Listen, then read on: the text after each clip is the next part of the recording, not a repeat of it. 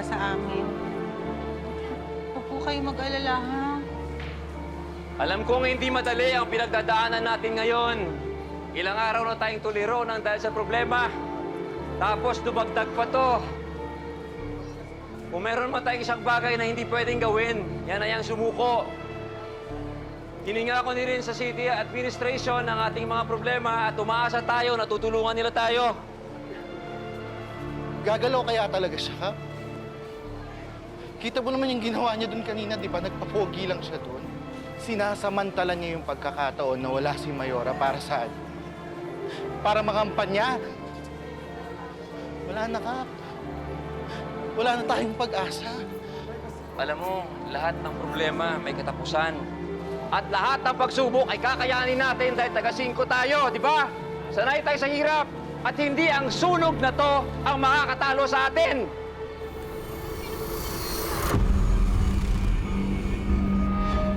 Ito!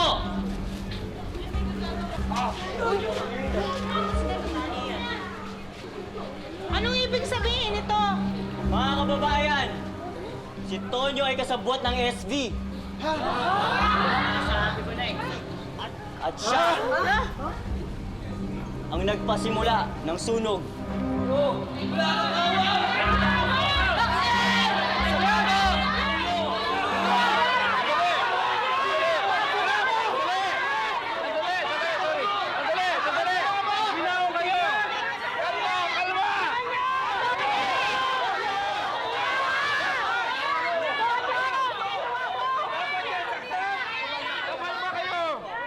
Sinira niya buhay natin!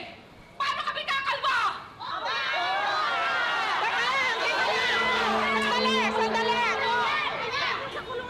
Teka lang, pag sinakta natin yung si Tonyo, di para lang tayong gumaya sa kanya, di ba? Salamat, Selma. Kap, Tonyo, hindi ko to ginagawa para tulungan ka, ha? Kailangan mo rin managot. Tonyo, umamin ka bago pa maubos ang pasensya ko. Ikaw bang espiya rito? Ikaw ba pinadala ng Espirialty? O ba't nanahimik ka?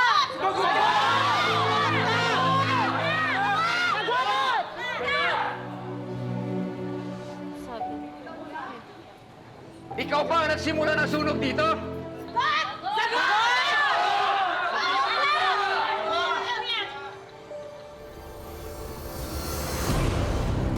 Tonyo!